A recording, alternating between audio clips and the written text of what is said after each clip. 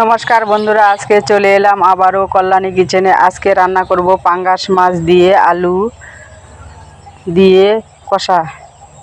পুরো ভিডিওটা তোমরা দেখতে থাকো। আমি কি রান্না চাপিয়েছি। কড়াইতে তেল দিয়ে দিলাম, সেই তেলের মধ্যে আলু দিয়ে দিলাম, পেঁয়াজ কুচি দিয়ে দিলাম, সামান্য জিরে দিয়ে দিচ্ছি, দিয়ে ভালো করে ভেজে নিয়েছি। এখন দিচ্ছি মাছগুলো।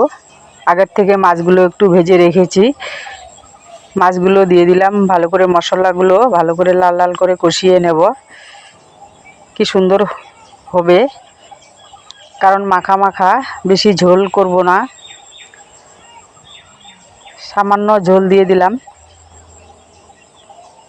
এভাবে রান্না করলে মাছগুলো সিদ্ধও হয়, মশলাও ঢোকে, তাও খেতে খুবই ভালো লাগে।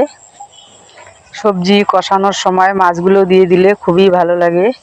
ভিডিওটা কেমন হলো পুরো ভিডিওটা কমেন্টে জানাবে।